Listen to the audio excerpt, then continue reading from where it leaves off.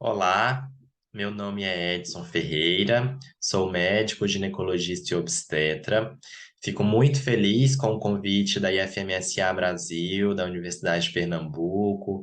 Agradeço em especial ao Igor por me ter feito este convite, por ter viabilizado a ocorrência dessa transmissão para vocês no simpósio sobre especialidades médicas.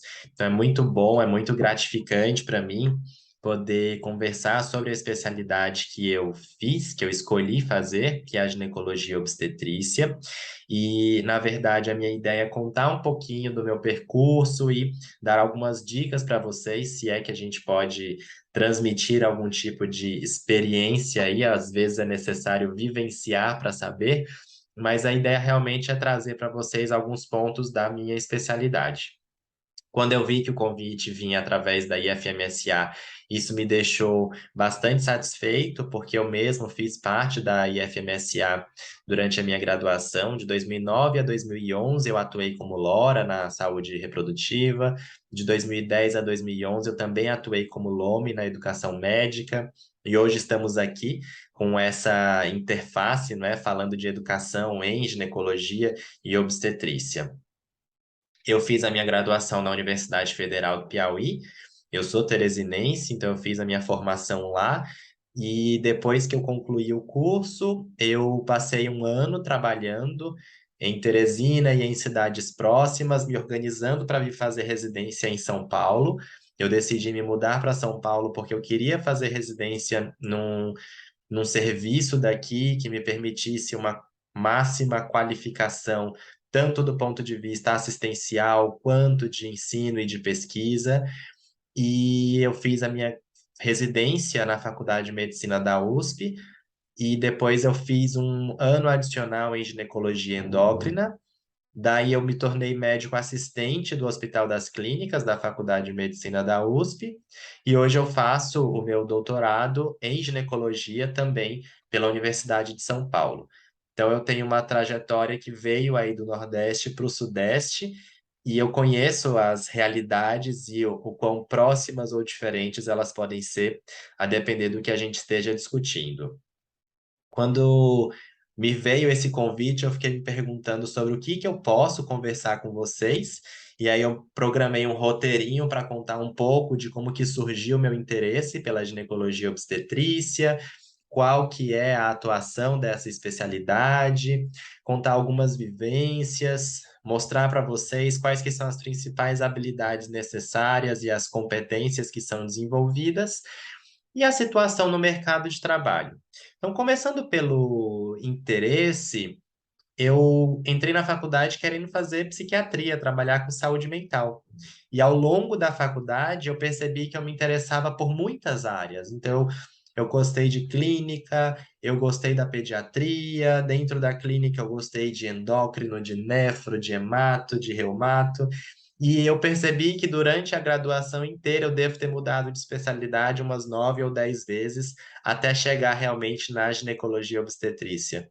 Eu até brinco que eu terminei o internato pela ginecologia obstetrícia, então foi quando eu bati o martelo que realmente era essa especialidade que eu queria fazer, porque até então, passando por tudo, eu gostava de tudo.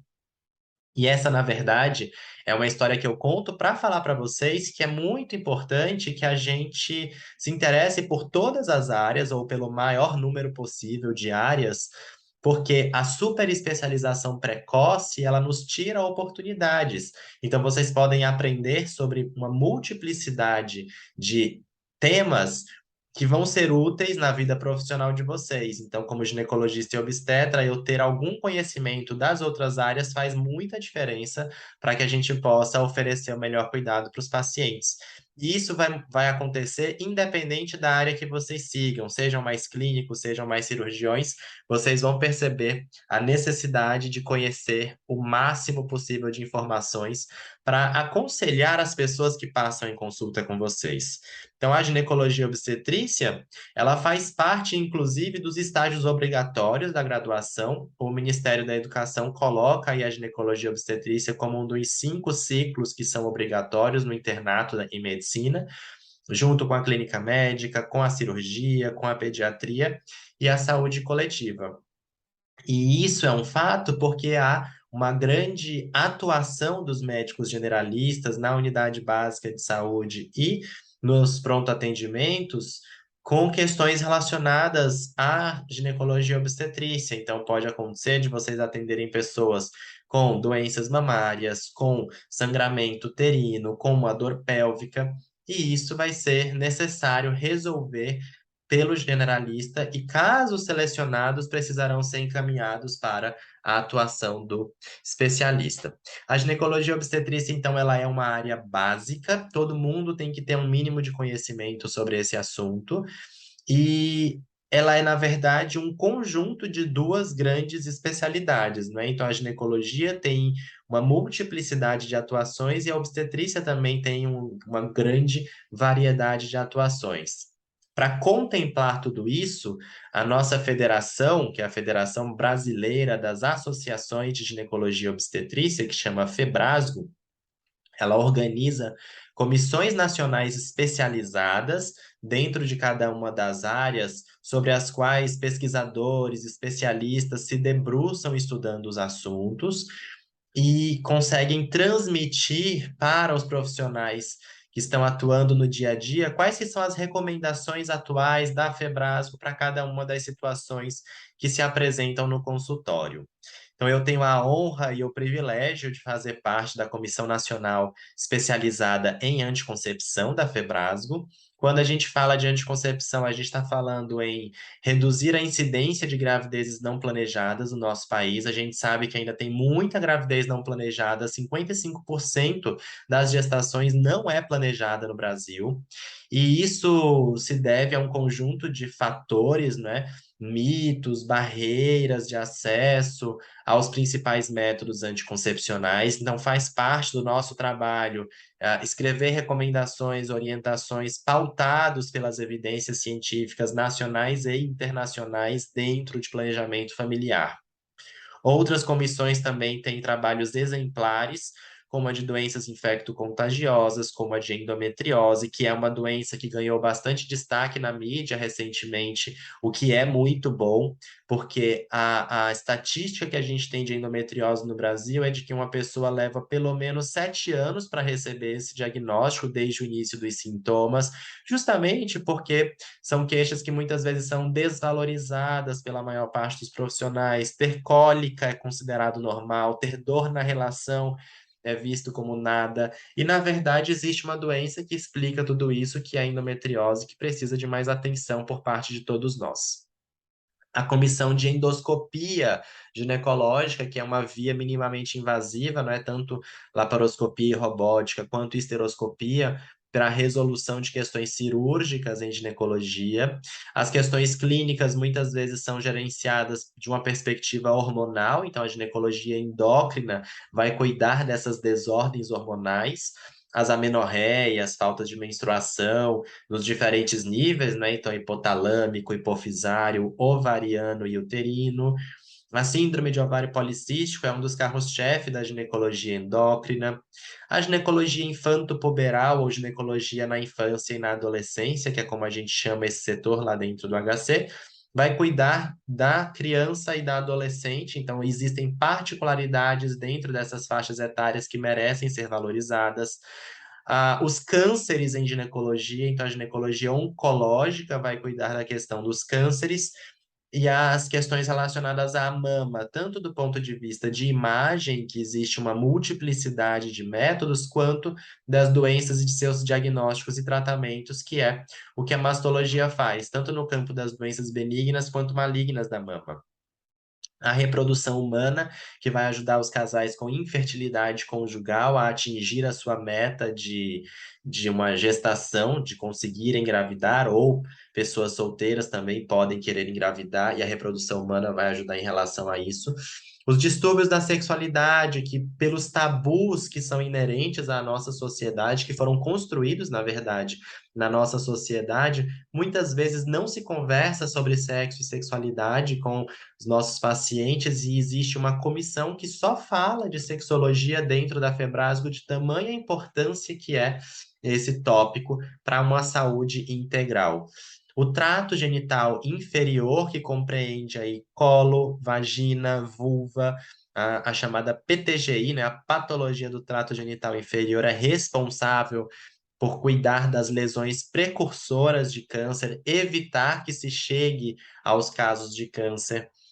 O tromboembolismo venoso, que é uma complicação que pode acontecer nos pós-operatórios de esterectomias, no ciclo gravídico puerperal, existe relação entre os hormônios e trombose, então isso é uma atuação da ginecologia e obstetrícia.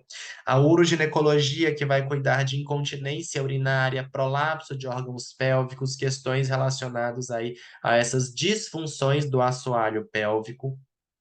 A comissão de vacinas, como profissionais que trabalham aí com a prevenção, é imprescindível que nós conheçamos as principais estratégias de evitar doença, prevenção primária a partir da vacinação, desfazer um grande número de mitos que é falado sobre as vacinas também é nosso papel. O climatério, que é essa fase de transição na vida da mulher, dos 40 aos 65 anos, acompanhado das irregularidades menstruais, pode ter os sintomas hormonais, né, os sintomas vasomotores de privação do estrogênio, e uma das complicações do hipoestrogenismo é justamente a doença óssea, a osteoporose. Então, existe uma comissão que cuida só de osteoporose dentro da ginecologia, porque há essa interface com os esteroides sexuais. Então, vejam o quão ampla é a especialidade ginecológica e quais são os múltiplos campos em que é possível trabalhar a ginecologia. Com a obstetrícia não é diferente, também há uma multiplicidade de caminhos que podem ser seguidos. Trabalhar com aleitamento materno, uma das condições que melhora a situação dos nossos recém-nascidos, né, e das nossas crianças, porque provê nutrição adequada, provê imunoglobulinas, né, então defesa contra doenças, fortalece o vínculo entre os pais e a criança. A assistência pré-natal, o cuidado ao longo da gestação e quando há complicações nessa gravidez, o cuidado dentro de estabelecimentos que fazem gestação de alto risco, cuidados específicos para a medicina fetal, então a ultrassonografia morfológica nos permite muitas vezes identificar condições que demandam a avaliação de vitalidade fetal com mais periodicidade, aconselhamentos específicos quanto à viabilidade, quais que são os cuidados para se tomar durante a gestação e após o parto. Os principais cuidados no periparto são aí parte da atuação da perinatologia. Existe uma comissão só para avaliar as urgências obstétricas, assistência ao abortamento, parto e puerpério. A doença trofoblástica gestacional, as molas idatiformes, os coriocarcinomas, que muitas vezes são bastante desafiadores para o ginecologista e obstetra. Quadros de hiperglicemia na gestação, tanto diabetes gestacional quanto as pessoas que já têm diabetes e acabam engravidando. Uma comissão específica para cuidar de mortalidade materna, que precisa ser reduzida no nosso país. Ultrassonografia em ginecologia e obstetrícia, que hoje o ultrassom ele é quase como que uma ferramenta indissociável da prática obstétrica, e os quadros de violência sexual e a interrupção gestacional prevista em lei também têm uma atuação específica. Então, mais uma vez, extremamente abrangente, múltiplos caminhos a serem seguidos. Nem todas essas comissões, elas refletem subespecialidades da ginecologia e obstetrícia. Na verdade, a maior parte dessas comissões que eu mostrei para vocês, elas fazem parte do escopo do dia a dia do ginecologista e obstetra. E algumas pessoas podem escolher se especializar e ter uma área de atuação, então uma subespecialidade dentro da ginecologia e obstetrícia. As áreas de atuação que são reconhecidas pela Febrasgo incluem a endoscopia ginecológica, a reprodução assistida, a medicina fetal e a sexologia. Então, você pode, depois dos 3 anos de residência de ginecologia e obstetrícia, em que você aprendeu tudo aquilo que eu acabei de mostrar, fazer 1 ou 2 anos a mais de formação, prestar uma prova para receber um título de especialista em endoscopia, reprodução, medicina fetal ou sexologia. Outras áreas, como é o caso da ginecologia na infância e na adolescência, não são consideradas como áreas de atuação, mas a sociedade, no caso a SOGIA, que é a nossa Associação Brasileira de Obstetrícia e Ginecologia da Infância e Adolescência, faz exames de qualificação e isso serve para guiar a população para encontrar especialistas que sejam mais afeitos no cuidado de crianças e adolescentes. Outras áreas também encontram situações parecidas. Então, isso serve como um norte para que a população encontre profissionais qualificados para a resolução dos problemas que são buscados pelos pacientes. Dentro do campo das vivências em ginecologia e obstetrícia, eu gosto de mostrar para vocês essa complementariedade que existe na atuação clínica e cirúrgica. Na verdade, ninguém vai fazer só a parte clínica ou só a parte cirúrgica sem pensar um no outro. Então, é fundamental que, sendo uma especialidade mista com atuação clínico-cirúrgica, todo mundo tenha uma formação mínima nos dois campos para que a assistência seja dada de maneira adequada para os nossos pacientes. Quando a gente fala de atuação clínica, a gente está falando das vivências de consultório, das vivências de ambulatório, em que você vai conversar com o indivíduo, fazer uma boa história clínica, uma anamnese detalhada, fazer um interrogatório sobre os antecedentes pessoais, familiares, ginecológicos e obstétricos, hábitos e vícios, estratificar riscos e, a partir de uma história, você constrói hipóteses diagnósticas. Então, esse é um ensinamento que vale para todos os campos da medicina, incluindo aí a ginecologia e a obstetrícia. Então, se eu tenho uma hipótese diagnóstica mais forte e outras hipóteses diagnósticas alternativas, né, os chamados diagnósticos diferenciais, o meu exame físico e os meus exames complementares ajudam nessa distinção entre o que é a hipótese mais provável ou menos provável. E a atuação cirúrgica, ela depende de um diagnóstico preciso e vai precisar também de recomendações no peri, no pós-operatório, da parte clínica. Então vejam que essa é uma especialidade em que as duas atuações estão imbricadas. Você pode até preferir fazer uma coisa ou fazer a outra, mas quem pensa em fazer ginecologia e obstetrícia deve saber que haverá uma atuação conjunta dessas duas partes e deve estar preparado, formado adequadamente para isso. Então, quando a gente pensa em atuações cirúrgicas, a gente pode falar tanto de cirurgias abertas, né, as chamadas laparotomias, quanto as vias minimamente invasivas, a laparoscopia, a histeroscopia, e mais recentemente já se incorpora a possibilidade de realizar procedimentos pela via robótica dentro da ginecologia e obstetrícia. Para organizar tudo isso dá bastante trabalho. E aí o Ministério da Educação desenvolve quais que são as principais habilidades e competências esperadas ao longo dos 3 anos de formação do médico residente em ginecologia e obstetrícia. Aí eu coloco aqui para vocês, o que que se espera que ao longo de 3 anos você vai aprender? A ter atenção à saúde e quais que são os principais cuidados com a gravidez e as complicações no período pré-natal, e da mesma maneira no período intraparto e no puerpério. Então, os diferentes ciclos, durante a gestação, durante a resolução da gestação e os primeiros 42 dias após o parto, que são chamados de puerpério, também fazem parte do escopo da ginecologia e obstetrícia. Técnicas em procedimentos e cirurgia em obstetrícia e também em ginecologia, as laparotomias, as cirurgias vaginais e as endoscópicas. Então, existem múltiplas vias de acesso a depender de qual que é a indicação e as condições clínicas de cada doente, você pode lançar mão de um procedimento ou outro.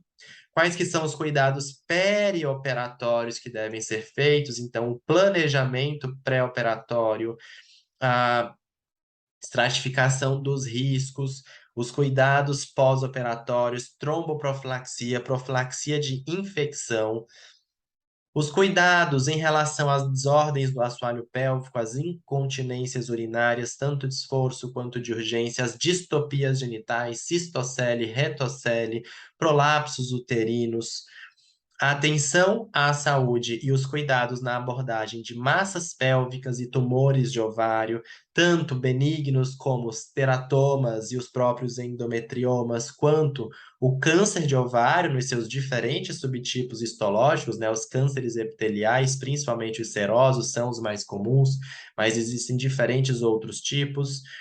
Atenção à saúde e cuidados na dor pélvica aguda, muitas vezes pode ser uma doença inflamatória pélvica, uma gravidez ectópica, uma torção anexial, e dor pélvica crônica. A endometriose é uma das grandes etiologias de dor pélvica crônica, junto com a miomatose uterina, a adenomiose, a congestão pélvica, a cistite intersticial. As atenções à saúde e os cuidados na contracepção e no planejamento familiar, a oferta de métodos que sejam adequados para as diferentes condições clínicas, a inserção de dispositivos intrauterinos, que são os DIUs, a inserção dos implantes subdérmicos, né, liberador de etonogestrel, e a administração dos eventos adversos relacionados tanto a esses procedimentos quanto à prescrição dos métodos de curta duração, pílulas injetáveis, anéis, adesivos, tudo isso precisa ser muito bem conhecido pelo especialista. Atenção à saúde e cuidados no sangramento uterino anormal, essa que é uma das 3 queixas ginecológicas mais comuns no consultório, infecções tanto em ginecologia quanto em obstetrícia, condições relacionadas à ginecologia endócrina, síndrome de ovários policísticos, insuficiência ovariana prematura, amenorreia hipotalâmica, síndrome de Kallmann, de Rokitansky, de Asherman, de Sheehan. Existe uma variedade de doenças aí dentro da ginecologia endócrina. A atenção à saúde e os cuidados no controle do câncer de colo nos níveis primário e secundário, porque no nível terciário, muitas vezes, isso já vai ser multiprofissional, envolve o ginecologista e obstetra, principalmente aquele especializado na ginecologia oncológica, mas também lança mão das outras especialidades, oncologia, radioterapia, imagem. Atenção e saúde a patologias mamárias, tanto para o diagnóstico de câncer de mama quanto de doenças benignas da mama e os seus tratamentos. Urgência e emergência, que é uma das formas de atuação mais comuns dentro da especialidade, trabalhar como plantonista de hospitais para atender as condições urgentes e as emergências em GO. Atenção à saúde e cuidado em desordens não originárias do aparelho reprodutor. E aí eu gosto de falar sobre isso porque existe uma máxima, não é, de que o GO é o médico que vai cuidar da mulher, e aí ele vai ter essa atuação tanto do ponto de vista reprodutivo, mas também olhando para o indivíduo de uma maneira sistêmica. Então, avaliar hipertensão, diabetes, dislipidemia, disfunções tiroidianas, pesquisar outras infecções sexualmente transmissíveis, tudo é parte da nossa atuação. E é por isso que é uma consulta que leva tempo, que precisa de tempo para discutir os diferentes aspectos. Não é uma consulta pontual, queixa e duração, logo tratamento. Não. Você constrói uma queixa, identifica os outros fatores, pesquisa, estratifica fatores de risco para condições cardiovasculares, condições ósseas, condições metabólicas, e aí a gente consegue assegurar para essa paciente o melhor cuidado. Também é importante que o médico residente, ao longo dos seus 3 anos, desenvolva preocupação em relação à segurança do paciente. Então, coisas simples como a identificação do indivíduo, a marcação de lateralidade em procedimentos cirúrgicos, a proteção dos dados, a preservação do sigilo, né, dentro da ética, e o profissionalismo que deve ser construído também ao longo dos 3 anos. Não é só o componente técnico, mas também um componente humano que precisa ser desenvolvido. E aí eu deixo como uma outra dica para vocês essa necessidade que a gente tem de sempre se aprimorar mais, ela deve ser acompanhada de momentos em que a gente permita aflorar o lado humano, em que a gente se permita conhecer outras coisas pelas quais a gente se interesse para complementar a nossa prática. Eu tinha um professor que falava uma frase que eu gosto muito até hoje, que é ah, o médico que só sabe medicina, nem medicina sabe. Então, permitam-se desenvolver tanto as habilidades e competências técnicas, mas também encontrar coisas fora do campo médico que sejam interessantes para vocês. Arte, cultura, prática de exercícios físicos, relacionamento interpessoal, línguas. Então, vão atrás do que mais pode ser interessante, porque isso vai agregar para a vida de vocês. Pensem que vocês, o aspecto profissional é parte do que a gente é, mas não nos define de maneira integral. E a inserção no mercado de trabalho, ela depende justamente dessa individualização. Eu trouxe aí esse meme do Buzz Lightyear para mostrar para vocês, né, que a gente às vezes acha que vai ser uma formação específica que vai fazer a diferença no mercado de trabalho, mas na verdade, o mercado de trabalho ele está ávido por profissionais bem formados, mas que também possam contribuir com a sua humanidade, que também possam contribuir com o seu potencial revolucionário dentro do ambiente em que a gente está, mas que possam fazer a diferença. Como que é o mercado de trabalho? Onde que um ginecologista e obstetra pode trabalhar? Tanto no seu consultório particular, quanto em ambulatórios de saúde pública ou de saúde suplementar. Muitas vezes, os ambulatórios nas unidades básicas de saúde, nas estratégias de saúde da família, serão um excelente campo de atuação para um ginecologista e obstetra bem formado. É muito comum o trabalho nos plantões, nos serviços de urgência e emergência, em que é predominante a atuação em obstetrícia, mas também há a atuação em ginecologia. No centro cirúrgico, realizando procedimentos de cirurgia, e também nos campos de ensino e de pesquisa. E aqui a gente tem visto uma certa desvalorização dessas atuações, né? Principalmente aí no campo da pesquisa, que tem sido deixada de lado, e vocês viram quão importante é desenvolver pesquisas, por exemplo, durante a pandemia de Covid, que pesquisar, descobrir uma nova vacina, estratégias de proteção foi o que nos permitiu poupar algumas vidas, ainda que outras tenham sido ceifadas desnecessariamente. E no campo do ensino, a gente fala de ensino tanto de outros profissionais, que é algo que eu gosto bastante de fazer, mas também no ensino à população, educar a população sobre os cuidados de saúde consigo próprios. Então, quando a gente faz uma roda de conversa, quando a gente faz uma rede de aconselhamento na unidade básica em que a gente está, ou no hospital em que a gente está, cria material de boa qualidade, divulga numa rede social para dar mais informação e empoderamento para quem a gente atende, isso também é transformador. Isso também é uma oportunidade para se inserir no mercado de trabalho, fazendo algo bom, fazendo algo que vai trazer diferença para você e fazer diferença na vida de quem está consumindo esse conteúdo. Então, eu finalizo a minha fala deixando algumas dicas para vocês, né? Muitas vezes essas dicas são aí como equilibrar muitos pratinhos de uma vez só. A gente tem que ter cuidado para não cair, derrubar todos esses pratos, mas permitam-se, sempre que possível, estudar o máximo que vocês puderem. Então, tenham fontes boas para consumir os conteúdos, leiam livros, artigos científicos, participem de congressos, participem de cursos, vão atrás do que interessa a vocês. E as outras coisas são importantes, mas a gente não precisa cumprir tudo isso como se fosse um checklist. O que eu quero é que vocês pensem que há múltiplas oportunidades para um aluno de graduação se interessar pela ginecologia e obstetrícia. No campo da pesquisa, os projetos de iniciação científica são uma excelente oportunidade. Agora mesmo, a gente tem 2 alunos de iniciação científica que estão fazendo parte de um projeto e isso tem feito eles se interessarem mais. Claro que para você começar uma iniciação científica dentro disso, você já tem que ter algum interesse, e aí é uma oportunidade para você refinar este interesse. Existem projetos de extensão e as ligas acadêmicas são uma ótima oportunidade de extensão, porque fazem diferença no atendimento à comunidade. Engajem-se politicamente, pensem quem que são as pessoas em que vocês estão votando e qual que é a diferença que essas pessoas podem fazer em definir os próximos passos da própria atuação profissional de vocês e do acesso da nossa população aos cuidados em saúde.